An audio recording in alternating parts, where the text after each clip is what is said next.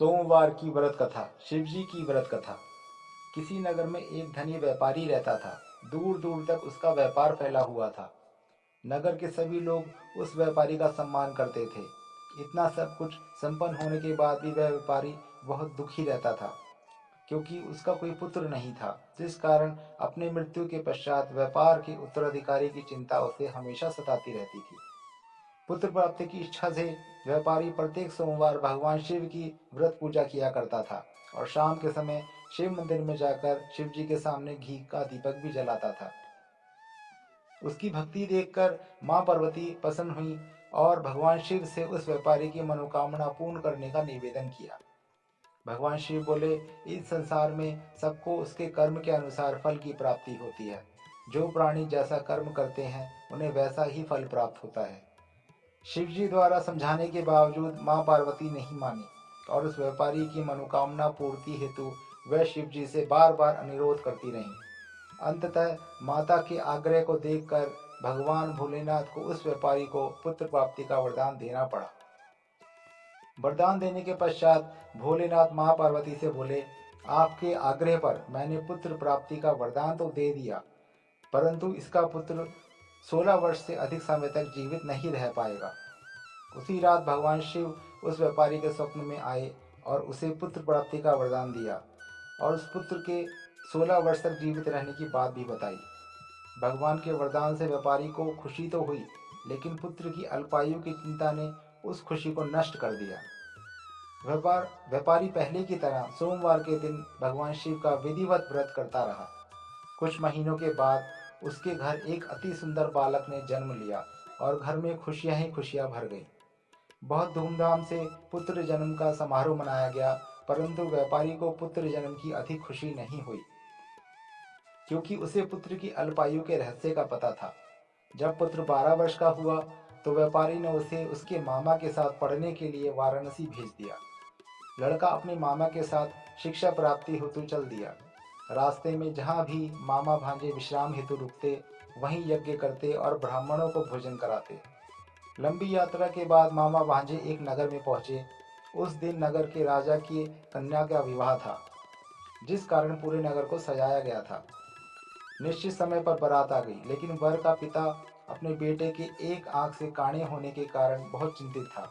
उसे भय था कि इस बात का पता चलने पर कहीं राजा विवाह से इनकार न कर दे, इससे उसकी बदनामी भी होगी। जब वर के पिता ने व्यापारी के पुत्र को देखा तो उसके मस्तिष्क में एक विचार आया। उसने सोचा, क्यों ना इस लड़के को दूल्हा बनाकर राजकुमारी से विवाह करा दूं। विवाह के बाद इसको धन देकर विदा कर दूंगा और राजकुमारी को अपने नगर ले जाऊंगा। वर के पिता ने लड़के के मामा से इस संबंध में बात की। मामा ने धन मिलने के लालच में वर के पिता की बात स्वीकार कर ली।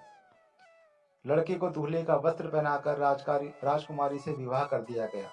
राजा ने बहुत सारा धन देकर राजकुमारी को विदा किया।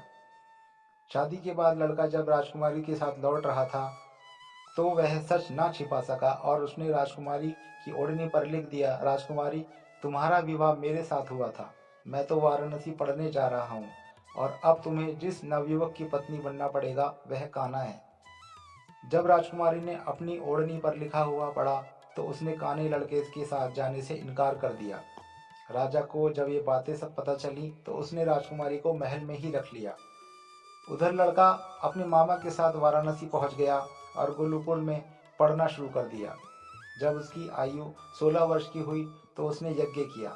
यज्ञ की समाप्ति पर ब्राह्मणों को भोजन कराया और खूब अन्न वस्त्र दान किए। रात को वह अपने कक्ष में सोने के लिए चला गया। शिव के वरदान के अनुसार शयनावस्था में ही उसके प्राण पक्षिणु उड़ गए। सूर्योदय पर मामा मृत भांजे को देखकर रोने पीटने लगा। आसपास के लोग भी एकत्र होकर दुख प्रकट करने लगे। लड़के के मामा के रोने विलाप करने के स्वर समीप से गुजरते भगवान शिव और माँ पार्वती जी ने भी सुने।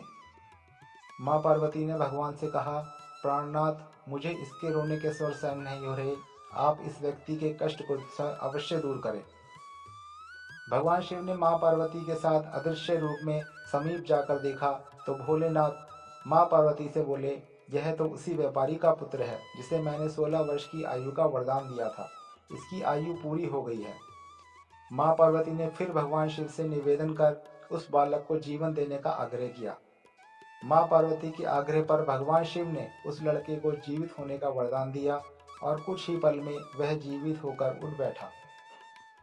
शिक्षा समाप्त कर लड़का मामा के साथ अपने नगर की ओर चल दिया। दोनों चलते हुए उसी नगर में पहुंचे जहां उसका विवाह हुआ था। उस नगर में भी यज्ञ का आयोजन किया। समीप से गुजरते हुए नगर के राजा ने यज्ञ का आयोजन देखा और तुरंत ही उस लड़के और उसके मामा को पहचान लिया।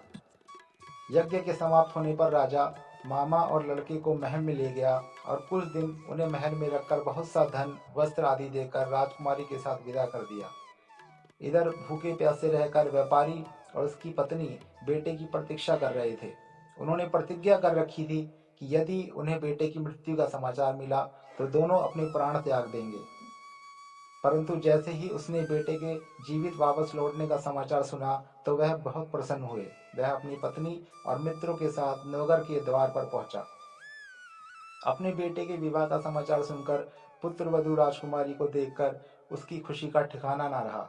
उसी रात भगवान शिव ने व्यापारी के स्वप्न में आकर कहा, हे श्रेष्ठी, मैंने तेरे सोमवार के व्रत करने और व्रत सुनने से प्रसन्न होकर तेरे पुत्र को लंबी आयु प्रदान की है। पुत्र की लंबी आयु जानकर व्यापारी बहुत प्रसन्न हुआ। शिव भक्त होने तथा सोमवार का व्रत करने से व्यापारी की सभी मनोकामनाएं पूर्ण हुई। इसी प्रकार जो भक्त सोमवार का विधिवत व्रत करते हैं और व्रत कथा सुनते हैं उनकी सभी मनोकामनाएं पूर्ण होती हैं। तो दोस्तों, ये थी आज की व्रत कथा। ये आपको पसंद आई हो तो वीडियो को लाइक करें और चैनल को सब्सक्राइब करें। शंकर भगवान की जय।